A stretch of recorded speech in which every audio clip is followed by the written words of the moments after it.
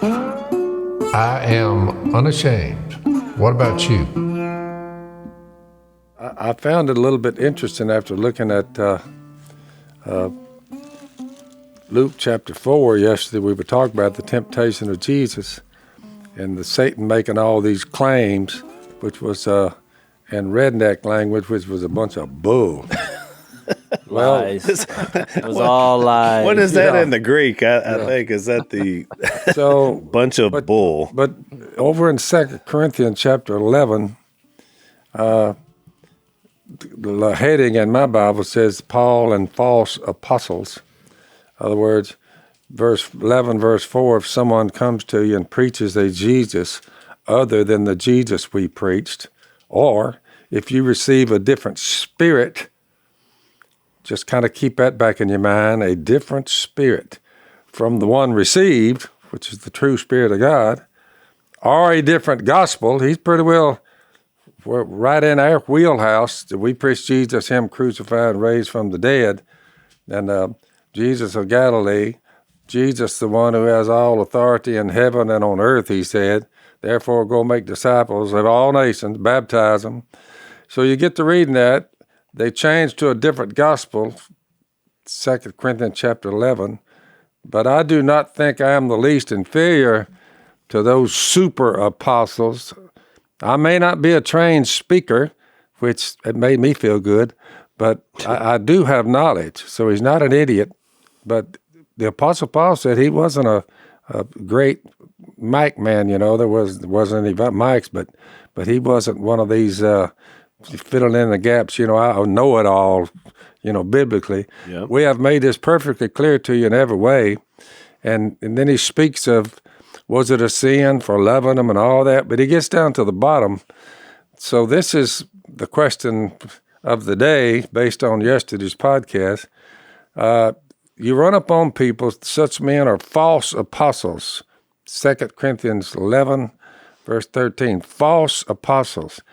Now you got people trying to talk Jesus into some ungodly situations, deceitful workmen. You're going to run across some of these. I would say it said Satan himself when he was talking to Jesus. He was masquerading big time on what he could do, and not you, Jesus. Well, so he's an apostle of Christ, no wonder. And then he says this, which is my question for the day, for a long time. It's a tough one to answer. For Satan himself, now you read about, they went up on the mountain, they're looking, he hasn't eaten any food for 40 days, and you say he's it's a moment of weakness as far as being human. No wonder Satan himself masquerades as an angel of light. It's not surprising then if his servants, so he's got a gang, if his servants masquerade as servants of righteousness. It's all a lie. You're going to run into people who are going to make claims, and he is warning the Corinthians their end will be what their actions deserve. So then he says, I repeat, let no one take me for a fool. But if you do, you're a fool there, Paul. Then receive me just as you would a fool, so that I may do a little boasting. So he's just speaking clearly and truthfully that there's a lot of stuff going on, and a lot of people who are claiming to be real religious are blowing smoke. They're not messengers of Jesus at all. Right. They're masquerading as messengers of Jesus, but either they didn't get the gospel on straight, that's mentioned, and he was questioning, what spirit do they have, because they sure don't have God's spirit. I just thought it interesting that when Jesus was tempted himself, that he will try literally anything to bring one down. And the last thing you want to be is a false apostle. Right. I mean, we believe that Jesus died, was buried, and raised from the dead. That's what he told the Corinthians. You better stand on that and you better not budge, for what I received, I passed on to you as of first importance. You better get Jesus on right, that he died on a cross, was buried, and raised from the dead. You better not mess with that at all. Right. And there's a lot of people messing with it now, Al. I've listened to them. So you bring up an interesting question, because we talked about this before. Do people who are serving Satan's wishes, his agenda, maybe is a way to put it, do they fully understand they're even doing it? In other words, because if you think about it in the context, good question. In the context of what you talked about, these people think they're doing what they should be doing, but Paul says no, they're actually serving the one who's the masquerade life. So I thought it was interesting, because we talked about this before, Zach, that a lot of people that follow Satan, even that aren't believers, aren't like these people or know anything about Christianity or Jesus. Yeah. Do they really know that's who they're serving? I mean, they think maybe just they're having anything to do with God, but that's the really key to Satan's success, is to get people to follow him who don't even know they're following him. Yeah. In other words, they're not like Satan worshipers. It's more of a blind thing. Universities are full of them. Yeah, and I think this idea of manipulation and how Satan operates. That's why this text is so important. Jay said at the beginning of the podcast before we started, he said, "Man, we really could talk about this for 2 weeks." I mean, there's just so much here in the strategy of the enemy that we can learn from, and how he attacks. And I think that's a great point. I mean, most of the time, it's not the blatant evil that you see in the end. I don't know if it's ever that. I don't know. I think about like a crystal. You've seen the pictures of people on crystal meth, and it's like before and after. Have you seen those pictures? And it's like incredible, just how someone could be so well put together and beautiful, and then literally just about 2 years later, I mean, they just they're physically just ravaged. You can see the effects of sin all over their body. And you think, when nobody enters in that way, they don't say, "Man, that's what I want to be in 2 years." I want to be that guy, and just completely wigged out and living homelessly. I mean, that's what I'm going for. Nobody starts that way, and I think that's the nature of sin. It's just it's always masquerading as an angel of light. It's twisting the truth just enough to get you off course, and then it just continues to take you down that spiral. And then you end up at a place where you're like, how did I get here? And I can't get out. And that's what ultimately what Satan wants to do is destroy and kill. Phil said it yesterday. That the verse that said he's a liar also said he's a murderer, and that's his ultimate goal is death and mayhem. So I think I think it would be good for us to recognize these strategies of how he slides in there. Yeah, and it's all these different tactics. And so the context of what Dad was talking about was definitely acting like he's doing something for your good. I mean, that would be what an angel of light would do, but it's actually something that's destructive. So you got that manipulation. He pretty well tried that type of scheme, Satan himself, when he started baiting Jesus in that Luke chapter 4. Right. The bait started when he tempts him. But it's interesting, Dad, because you can say no at any time if you want to, right? Or you can say, yeah. But you were reading 2 Corinthians 11. If you keep reading into 12, Paul talks about having some sort of malady, and he said he asked. We don't know if it's physical, emotional, what, but he said he asked 3 times for God to remove it, and he called it a messenger of Satan. Yeah, that was sent to torment me. Yep. So now that's a whole nother range of Satan's abilities. Which tells you he's quite powerful. He's very powerful. And we know that from the Job story, which we mentioned in the last podcast. But he uses 2 extremes. He when temptation, he tries to build you up. If you notice in the 3 temptations, it's like, look, you're greater than this. He's smoozing him. You haven't eaten in 40 days. You're Eat something. Come on. Well, you're the son of God. Come on. It's like you deserve all these kingdoms. You're so great that if you threw yourself down, angels are going to catch you. They would have to catch you because you're the greatest person in the world. Well, when you think about why people, go have affairs, and I'm talking about people who you respect, and you're shocked that you're like, how'd this smart, wealthy guy in a leader in the church. What are All the- victim to this. Yeah, well, because this is how this works. You think, oh, I've worked so hard and I've done so many things. All the little temptation voices. There's a lot of verses, Jay. I deserve this, They say be self-controlled and alert. In some of these texts, it said you better be self-controlled and alert for what you'll run into as you journey with the human race. One of those was from 1 Peter 5, and then the next thing he said was, because your enemy, the devil, prowls around like a roaring lion, seeking whom he may devour. And this whole thing about, I don't want to scare you, I'm thinking, I do. Yeah, but he's too crafty. Fear's a pretty good, fear's. Well, you got to have an awareness. He's coming in a deceitful way, which I think you don't recognize it as such, because that was only the first extreme. Well, the other extreme is then he's like, well, you're worthless, you're terrible. Once you, so it's like that's the slander, the accusation part of, the word devil comes from, what is that, Diablo, I think, where we get diabolical. It's like, so he takes the two extremes, he puffs you up, because he's not doing anything that you're not already on the road to do. I think there's a key thing that you read all these verses about this. He's not making a good person bad. He's just taking your impulses that are not right and making them worse. And you always have the luxury of saying no.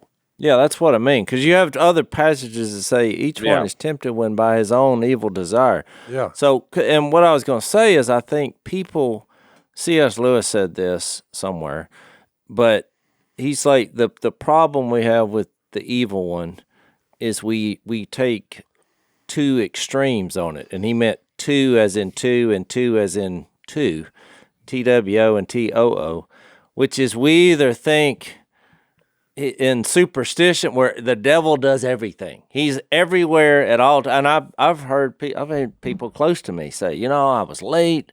The devil was cutting me off in traffic. And I was like, oh, you saw the devil? No, people were pulling in front of me. It was just, the devil was just attacking me all the way here. Then it started raining. He threw a rainstorm at me. And they could go on and say, I'm in hell. Well, so you got that extreme. Then you have the other, extreme, which says, oh, that's nonsense. That's, their equivalent to the devil is, what was that movie with the head spinning around and the vomiting? If you're not, Exorcist. if your head doesn't spin all the way around and green vomit coming out of your mouth, then it's not real. That's a lot of people make what Jesus experienced in Luke 4. A lot of people say, oh, so you're telling me the devil made me do it? I'm like, yeah. Well, that's what I'm saying. I think we're somewhere in between. You have your own, selfish ambition has to be in the list of what causes sin. It has to be there. There's too many passages. James 3:6. Because you're participating with him. He's not forcing you to do these things. I think he's enhancing he's enhancing your wants and desires that are wrong. I think you come first, because you can't. That's a cop-out then, because I think you're taking it too far, too extreme. Well, the devil made me do it. No, he didn't. You did it by your own choosing. Sure. He just made you feel better about it through a lie. That's right. I think that's what he does. He lies and he slanders and he accuses. There's a whole cadre of people, millions and millions and hundreds of millions, that basically do what you say. They choose to follow Satan, but claim there is no Satan. Well, yeah, I think I think y'all C.S. think Lewis there's is the devil right. creeping around out there trying to destroy people. We say we've got a lot of verses that say that. That say, well, see, that's a bunch of bull. Well, I think the craftiness of the evil one is when you take one of those two extremes, he can work with either one of those. That's a good thing. If you either overestimate him or you underestimate him, I think you're putting yourself in his wheelhouse for a lot of reasons. That's a great point. That is a great point. Because we over-spiritualize it, and we do that. I know why we do it. It's because we want to avoid our own responsibility, right? And or on the other side of it, if you don't acknowledge him at all, then you're overestimating your control and your power. It's in that middle space. But I love what you said earlier, though, that I'm thinking about his strategy, because he is called a liar, he's called a murderer. Revelation 12:10 says he's an accuser, calls him the accuser. And in my own life, the way it's worked, and I think this is true for all of us, is that he starts with the dripping of the lie. He drips the lie in there to tell you that you can experience some kind of freedom or pleasure or something it looks good. And then you engage in whatever the sin is that he had dripped in front of you, and then you get deeper and deeper into it. And I think that he actually will protect you at times. He'll protect you from being exposed until just the right moment, and then he'll expose you. And as soon as you're exposed, that's when he's pointing his finger and say, "Look at you, you're horrible." And then he just unleashes the accusations of shame against you, and it just shows you. I mean, he's just the ultimate gaslighter. And I think that's why so many people, like you talk to so many people that are fearful to come to Christ because they think, I've gone too far, I've done too much. Well, no. There's nothing outside the blood of Jesus that Jesus' blood can't cover. No one's gone too far, but the devil's going to lie to you and try to keep you from coming by pointing his finger at you and accusing you. So we're excited about one of our new sponsors, Jase Medical. And I met with these guys via Zoom. And, of course, my first question, first they kind of told me about their product and what they're doing. And then I said, well, so I got to ask you, why Jase? Because I got a brother named Jase, and does this have anything to do with him? And so they laughed, and they said, no.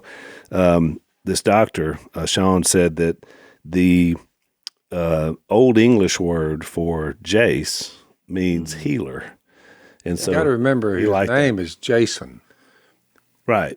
You started calling him Jase. I started calling him Jase. But I'm putting the pieces of the puzzle together here. So this is Jase Medical, and they have Jase Case. The Jase Case, we talked about that. And then they have the Jase Daily.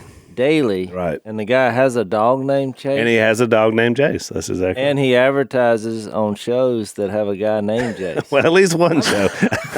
I'm beginning to think he may be obsessed with Jase. He likes. But he's a healer. I get it. Okay, continue. You're getting a little nervous. Be honest.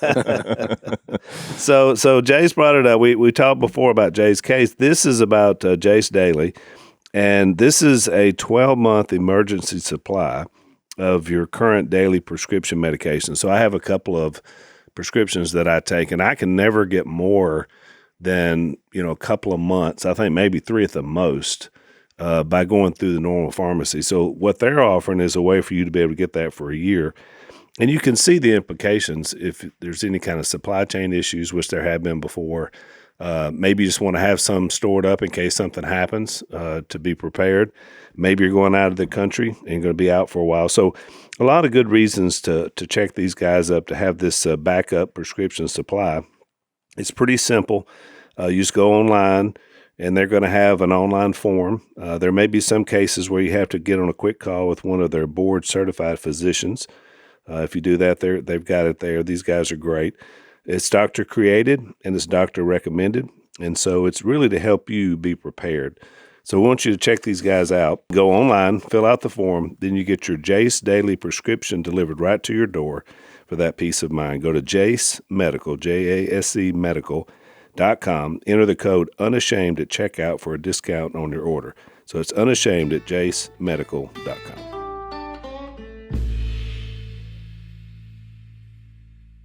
A good analogy of that is the first time I watched The Silence of the Lambs, which I think it was the TV version. Maybe not. I don't know. I can't remember. But if you want to watch it, watch the TV version. It's powerful. So, I found myself, I tried to look up the quotes a while ago, but of course I couldn't find it on a worldly device because it makes them look bad. But I found myself right at the beginning agreeing with the monster because the FBI agent, this movie's foggy in my head, so I know it pretty just well. Hit me, but when she came in there, like, what caused this? Because this Hannibal Lecter was like, the greatest monster ever. I mean, he's eating people. Cannibal and all this. Yeah. He's like, well, what happened? But he heard her say that. And so then they get into this discourse on behavior patterns or whatever. But he basically at the end, the gist of what he said, which is so weird that the world made this seem like crazy, but I found myself agreeing with him. He was like, well, maybe I'm just evil. Yeah. And that's like, oh, can you believe how crazy this guy is? He's like, maybe it's just evil and I want to do it. Yeah. I was like, no, I think he pretty much got it right there. That If is. you want to kill people and eat them, I'd say, yeah, that's probably the point I'm making in that context, because I may be misremembering some of that, but is that the world has a hard time making sense. There always has to be some other cause besides God, the evil one. So they're trying to say, well, he grew up poor or he was abused. There has to be a cause. It can't be just that he just decided to be evil.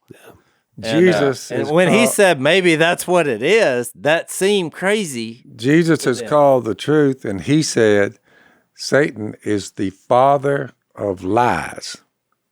That's the wordage. He's the father of lies, the father of murder and the father of lies. If you take those two things and you take those out of human beings, take those things out, Satan goes, well, that's what goes with him, lies and murder. Yep. And if you look at the lying going on just in the United States, go worldwide with the liars, and you say, and the murder rate, you would have to say, my goodness, where is all this coming from? Has to be a source. Well, you read John chapter 8. Yeah, Satan is the one you're looking for. Well, he's the one that tried to bait Jesus, the Son of God, who's going to die to set the humanity free from all this, and Satan's working on him. He went after the source of good, love. I mean, that's the source. He got after the source. Right. And lost, fortunately for us. Jase, when you were making that last point, I was thinking about a conversation I had with a guy who's a marriage and family therapist in Louisiana that we all know.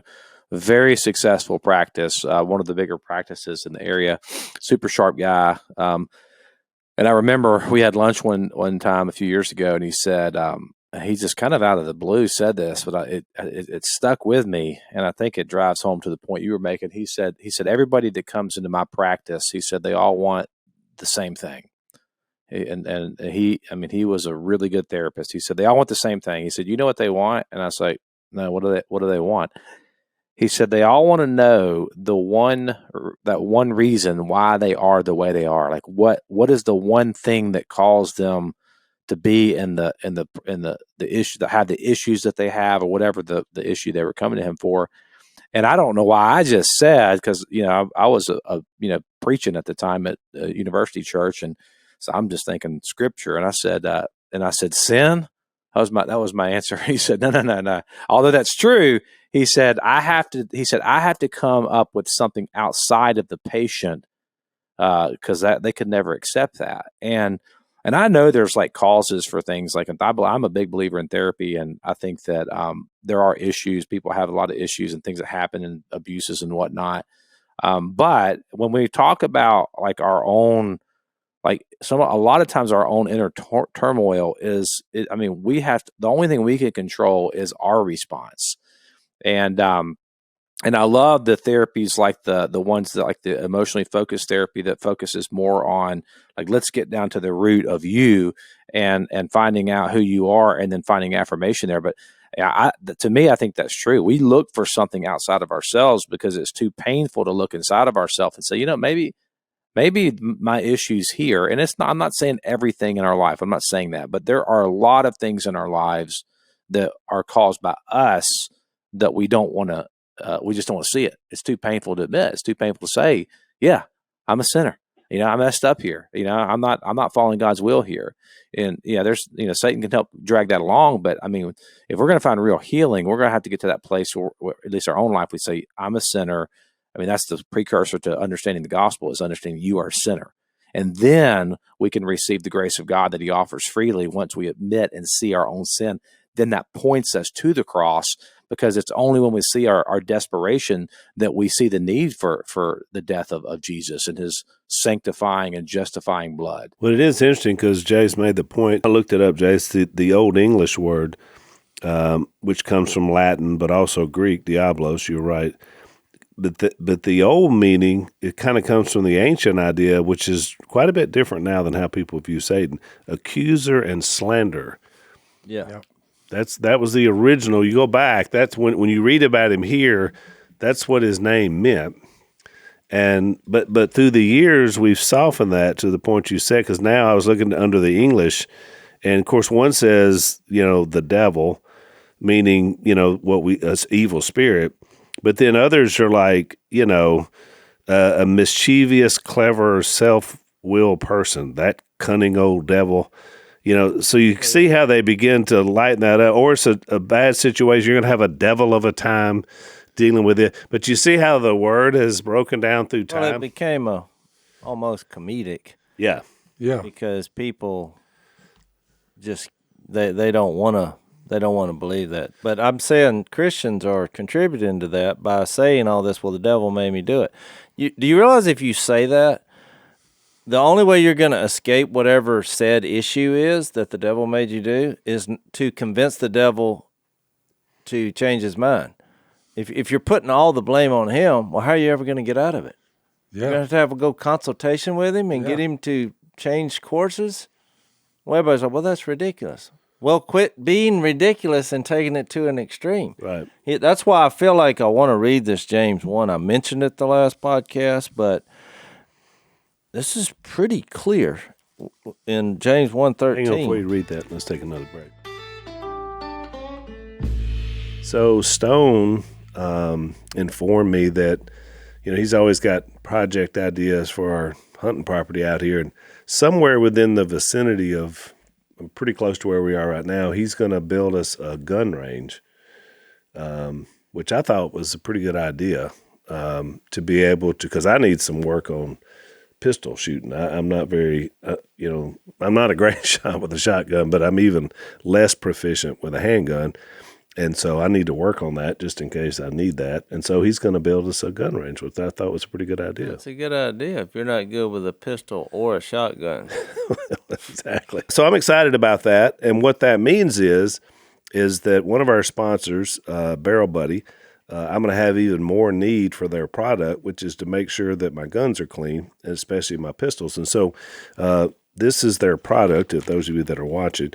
It's basically a push-through barrel cleaner, and they've got it that'll fit everything from pistols all the way up to shotguns. This one's for 20 gauge and 16 gauge, but they cover everything, so you can make sure your barrel is clean. The old days, we used to use patches and a bore snake, and there's issues with all of those, and so that's why they invented something where you can see the clean that comes out of your barrel. And so they're like us. They were in the field and figured out there was a need, came up with a great product. They're a Christian company. We really appreciate who they are and what they stand for. So we want you to check them out, especially if you're a gun enthusiast. BarrelBuddy.com is where you go to check out their product. Barrel Buddy, BARREL Buddy.com.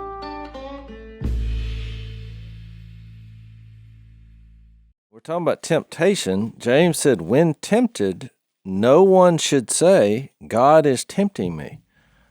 For God cannot be tempted by evil. I mean, he cannot be tempted by evil. So it's not him. Nor does he tempt anyone. So you think we're going to interject a part here where here comes the devil. But it says, but each one is tempted when by his own evil desire he is dragged away and enticed. Now, the evil one may come in there, as we said. If you read all the verses about what he does, you will always find words like, don't give the devil a foothold. Don't let him outwit us. We're not unaware of his schemes.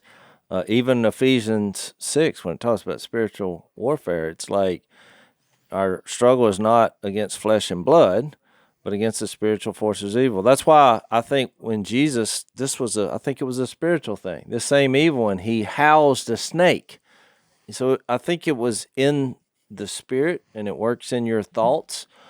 And I think the same thing about demons and all that, because you remember the story where Jesus said over the matter of what happens if you've been married 7 times, who's going to be the husband and wife in heaven? And he's like, well, you don't know the power of God. You'll be like the angels. But it said, to God, all are alive. So, even the dead people that are not going to make it, their spirits or whatever you want to call it, these are all factors in the supernatural world of angels. I mean, God made angels. Some of them fell. I think we all agree with that. Mm-hmm. God made humans. All of them fall at some point. So we're living in a world where people make mistakes, so we got to deal with that. We're going to make mistakes. You got to deal with that. And we have this world of everyone else that God views as alive in the supernatural world. Some are cursed and some are blessed, but they're causing mischief and mayhem in the spiritual mind, in the spiritual world. I mean, to me, that's just obvious. So he's like, but here... And you don't have to look very far to find it. Exactly. You don't have to search for it. Oh, it's all around you. Well, you look around, everybody always says, what's wrong with this world? I'm concerned. The world just seems to be... No, you're just recognizing what I just laid out. There's evil in the world, and we're contributing to some of it by sinful behavior. I've always thought one of the movies that intrigued me about the way the evil one operates, it was called The Devil's Advocate. And kind of like you were talking about earlier, Jase, I would say you probably need to watch the censored version if you can, because the other one's kind of raw. But it really shows, because his deal in that one, it was a young attorney, Keanu Reeves, and Al Pacino is the devil. But at the very beginning, it's all about his pride and his vanity. And so it all goes this whole thing about him just appealing to that. And at the end, it's like, they start having this debate about the whole, but you said this, and no, I didn't say that. He's like, you made you made every decision. I just opened the door, but it just really was a great visual way to show how he operates. And of course, at the end, it was death and mayhem, and so, I don't want to ruin the ending for you, but in the end, he keeps going. And so it's really interesting because we talk about different forms, because, Dad, you said, what does he look like? Before we came on air, we were talking about from our past discussion. He's definitely a spirit, because we know he can indwell. There's cases of that we see in the Bible. We know that some of his minions are evil spirits. Now, who they are, I'm not sure, but they indwell, and they were talking to Jesus, and they had names, and of course, we talked about nefarious. That was the whole idea. But then also there are times when we see angels, because he was an angel, and he even masquerades as an angel of light, where they had some sort of form, because they were seen. So when they would appear, be seen. Yeah. So there was a form there. So I'm assuming he could do that. There are other cases in the Old Testament where the angel of the Lord would show up but look like a person. They'd be talking to him thinking they were just a man. Then they look up and they're gone. So we see some instances of that. So all of these are things I'm assuming he has the capacity to do. I think in the spiritual world, he can project thoughts in your mind. And right. Everybody goes through this process. I brought up this a couple podcasts ago, that we all have a standard of behavior that we expect as a human, whether you're a believer or not. And you can, now people who say, there just shouldn't be any rules and we should all just go out there and do whatever as long, as you don't hurt anybody. Well, that's just the dumbest thing you've ever heard. And the illustration I think I use is like when you could say that there's no right or wrong, but you get on an airplane and somebody's sitting in your seat, and what does anybody do? Hey, you're in my seat. And if that person doesn't get up, there's going to be strife here, because that not only do we have a standard of human behavior, that we also have a standard that everyone else should comply with. Yep. So if you say, hey, you're crazy, I don't follow rules, I'm sitting in this seat, just watch how that goes. And my point is, we all have a standard, and we all don't live up to it. Even in our own, whatever the standard, because all people are sinful. Right. So there, I think you find, the one, as Zach said earlier, the place to look for Christ.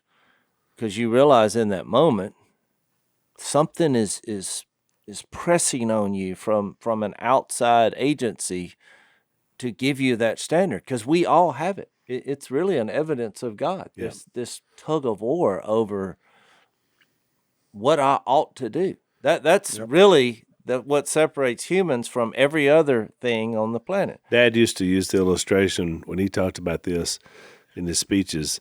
Dad, you'd use the illustration. You'd say, if you had, say, indigenous Indians, and they're out on the plains, and of course they're serving the great spirit of the sky and all this, and they have visions. And so it's not like they're following the Bible or somebody came up with a law. But then why do the young ones sneak in to steal horses up from one tribe to the other? Why are they sneaking? Yeah. If there's not a right and wrong, where does that come from? It's crazy. My daughter and I are studying the C.S. Lewis book, Mere Christianity. So we had a couple-hour session last night that she initiated, which was awesome. But and she, she's a lot smarter than me. Just when you read a book, I have to read That's it such a common theme. 3 times before I get it. I mean, it's not the most easy thing to read, and so that's why I tend to hang out in the Bible. I have a little easier time. 5th grade. You get fifth somebody grade, like fifth grade level in the Bible. Lewis, I'm like, well, I'm going to have to read this 3 times. But she was just dropping, nuggets all over the place. I was just like, that's deep. That's deep. But we were talking about that because somehow it got brought up about this deal about as long as I don't hurt anybody. But there was an illustration that I hadn't noticed that he pointed out in that book. He's like, here's how humans think. If you were getting off a train and someone accidentally tripped you and you fell and hurt yourself, you might be mad for a second that you fell and it happened, but you saw that it was an accident. You saw the intent played out. Well, let's say you keep walking and then someone tries to trip you just for meaning it, and you can tell it's an attempt to trip me, but you don't get tripped up. Well, why are you mad at the one who didn't hurt you? Yeah. If it's all about, just as long as no one get hurt, because that's a lie that the evil one told you. That's right. It doesn't matter in the end. The intent and how others view you or it's going to make you mad, whether you're a believer or not. If you're walking down the street and somebody tries to trip you, all people are going to get mad at that. It's happening every day in America, up and down every city in the country. So the $1 million question is, where does that come from, that commonality of humans? It's coming from somewhere or someone. And the idea to cover what you know is truth, which is an interesting point. Let's take another break.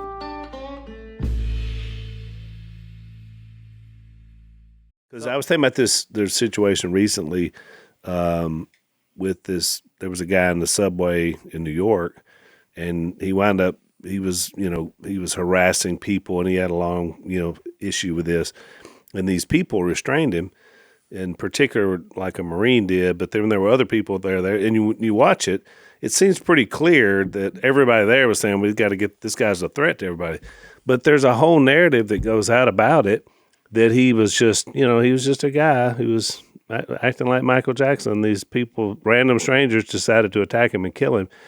And people believe it, so much so that they take to the streets, they're protesting. And you look at that, and to me, it shows what Jase was just talking about, something that's so clear, and yet some people just can't view it that way because of something. Yeah, I think that's where it becomes deceitful. So to answer your question, Phil, so what does the devil look like?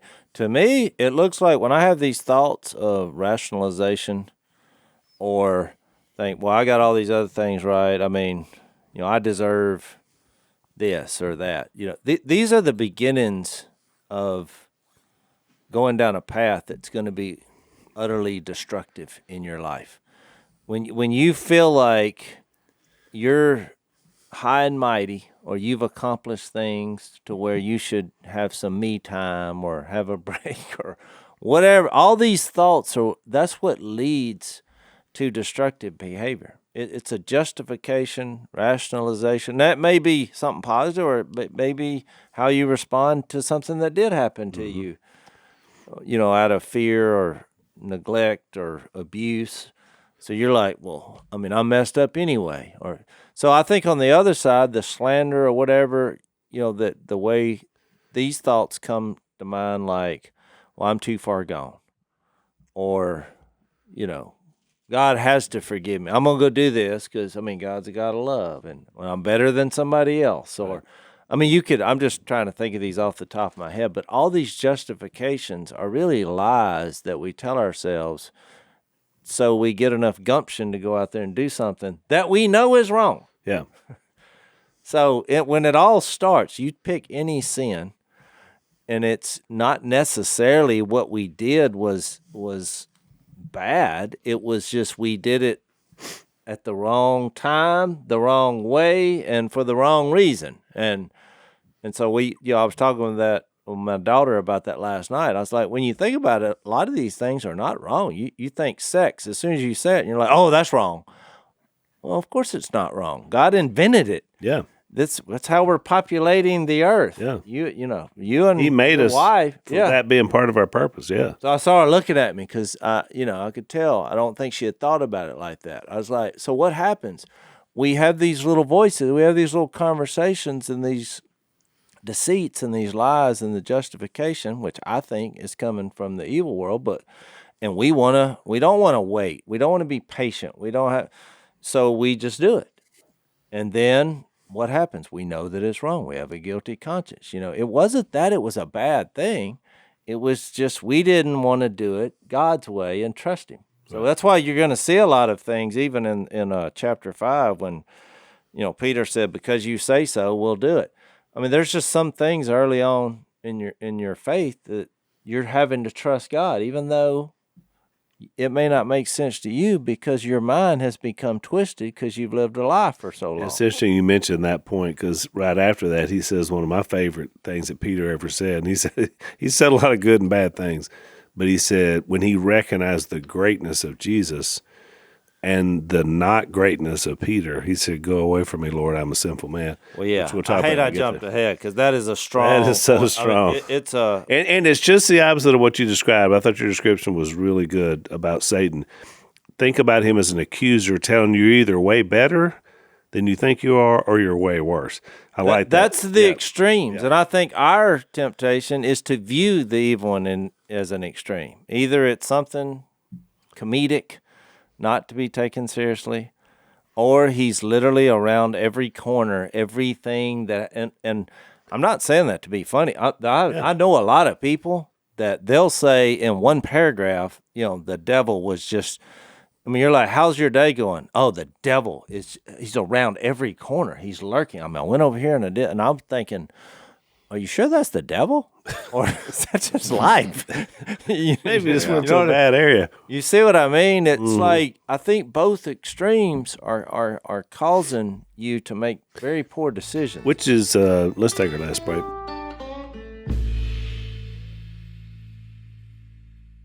Which is why I think, Jase, he takes different tactics to different areas and different cultures, even on planet Earth, because things are going to work different in an African village than they're going to work with us here. You say, well, no, it's all the same. Not really.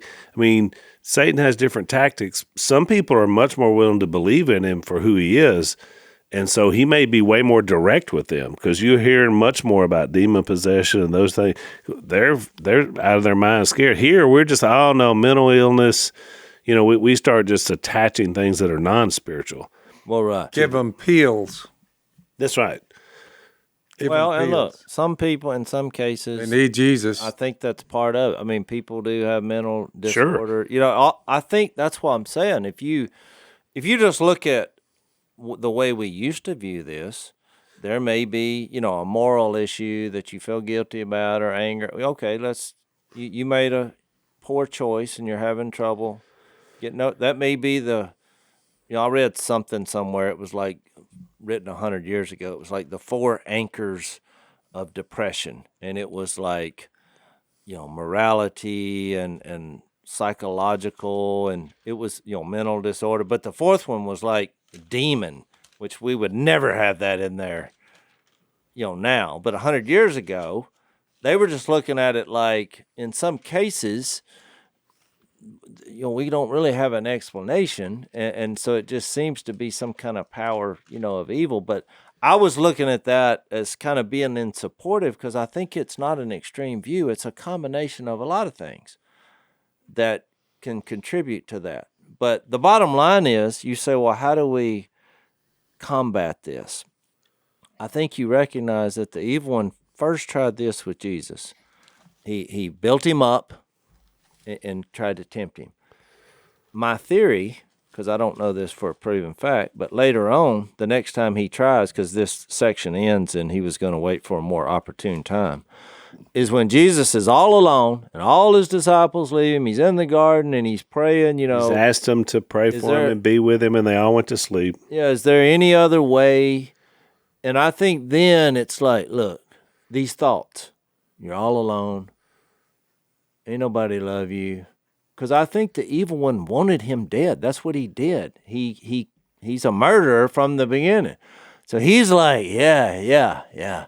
But he didn't realize that it was, the Lord's will for him to do that. But it was still difficult because Jesus had the weight of all our sin. That was. But I think the evil one was tempting him in that. I want to read this text because I think it goes right along with what you're saying. I just turned over to Hebrews 2:14. Since the children have flesh and blood, he too shared Jesus in their humanity, so that by his death he might destroy him who holds the power of death, that is, the devil, and free those who all their lives were held in slavery by their fear of death. So that's to your point, Days. If Satan, according to the Hebrew writer, held the power of death up until this moment, then of course he thought that Jesus' death would be something that he empowered that would be a good thing. He thought, I got him. But that's what you should be. Instead of saying, the devil's around every corner. Look, we don't want to be unaware of his schemes, and because we believe the devil is real.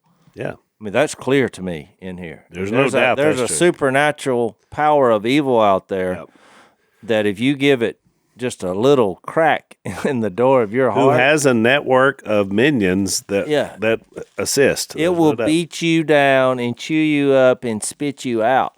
But the point is that Jesus conquered the evil one. He won the victory. Right. He beat Satan head to head, and by his death he gave us a way out from under our sin, and he gave us a way out from under death, which are the two things the evil one's the most interested in. Yeah. Lying to give you the justification for sinning, and then in the end, he'll just kill you. Right. And so Jesus conquered him. So I'd rather people view it from what we have through the Holy Spirit of God and what Jesus conquered for us, instead of this just panic lifestyle, thinking he's going to swoop you without your consent. He's literally trying to grab you at every 5 seconds. Right. No, and I think that's why that passage is so powerful when it talks about being freed from a fear. We don't even have to fear it in the sense that because we know it's been overcome. So it really did change everything. Well, it's respect, but it's also, when James said at the end of that chapter, in chapter 5, he said, resist him. Right. I mean, that's you. And what does Ephesians 6 say? What is, you put on the full armor of God and you stand. You stand your ground. That is, we're not running over him in a vehicle. We're not running from. We're standing not even in the gospel chariot. Yeah, we're standing our ground in Jesus. Is what we're doing. And I think the best defense is always an offense for Jesus. Yeah. I mean, Jesus' name, when we're, the next 2 paragraphs we're going to get to after his hometown visit. But after that, you see his power over the demonic world. I was surprised that every time you see Jesus casting out demons, they all knew who he was. immediately. Yeah. Which is what I'm saying. There's a lot about the demonic world we don't understand, but they knew who he was immediately. And look, they listened to him, and when he said shut up, they shut up. So I just think it's interesting too that Jesus was always compassionate toward people, but not demons. He basically said, shut up, get out of the way, leave them. And it was very carefully written that, like, when a demon would leave someone, they wouldn't be injured. Right. The human would. So, I mean, Matthew, Mark, Luke, and John is a constant drumbeat of removing the evil spirits. yeah. I mean, just with just do it. Get them out of there. And it looks like there were a lot of people. They indwelled them. They dwelled in them. Well, that's what I was talking about. If it's all about you, you're never going to battle. You're We going sort to of lose. said that's back then, and when Jesus was here. But now the evil spirits are not running around in human beings. I don't know, y'all. Y'all can come up with what you think about that, but I believe they're still here. Well, there's no doubt they are. No, and I've always thought the reason, my theory is the reason you see so much activity when Jesus was here is because everything was upside down because he was here. Yep. But over time that may or may not be effective. But no, I mean, what reason will we have to think that they wouldn't still be active? He's still active. Yeah, I do think he's limited. When did God say, you never have to worry about evil spirits again? No. Right. Well, I think once the Holy Spirit was poured out, he did provide security for those who will trust him. Exactly. And I do think it's different in that way. He's not going to come house you without you allowing that to happen. That's a good point. Ephesians 6, he gave us a shield. Right. Well, that's what I mean. Now, if you go out there and want to be some kind of whatever they call them these days, and you give your life to the evil world, I'm sure you're going to get messed up. Oh, yeah. But you make a good point. I never really thought about it. If the Spirit of God lives in you, I would say it would be impossible for an evil spirit to live. That's what I'm proposing. Yeah. That's I mean, he said the Bible that. doesn't say that Well, directly, it does. It says, when you take the Lord, it said they can't dwell together. The Spirit well, of, that's what true. is that? Yeah, Belial? that's 1 Corinthians. Yeah. What do they have in common? They can't armor of God. coexist. And remember when Jesus said about the Beelzebub? They can't coexist. You got to tie remember the illustration he said? Yeah. If you want to burglarize the house, you got to first tie up the owner of the house. Well, the owner of this house is the Lord God Almighty, the Holy Spirit. So good luck with that. Yep. So I think that was his point. And that's why I do think it became more limited. But that's not to say when I see something drastic happen, especially that involves violence, lies, and murder, I'm pretty sure I know what realm that came from. And this is called, And it wasn't good. This Bible right here, it's called the sword of the Spirit. It's a weapon. Right. Well, if it's a weapon and it's a sword, Well, that's why Jesus was quoting it. That means shield, to take up the shield of faith so that you can extinguish all the flaming arrows of the evil one. Helmet of salvation, you just go through that list, you say, oh, there's a way to combat him, but you better be well versed in this and carry it with you. Wherever you Which, go. by the way, is another lie. I mean, because if you shoot an arrow that's on fire, it'll go out before it hits. yeah. But he's giving you an illusion that that's a spiritual thing. He's shooting flaming spiritual arrows at you. Yep. Darts that hit. So we're out of time, but we'll continue this discussion over in our overtime. If you want to follow us, blazetv.com/unashamed is where we do our bonus segment. Thanks for listening to the Unashamed podcast. Help us out by rating us on iTunes. And don't miss an episode by subscribing on YouTube, and be sure to click that little bell to get notified about new episodes. And for even more content that you won't get anywhere else, subscribe to Blaze TV at blazetv.com/unashamed.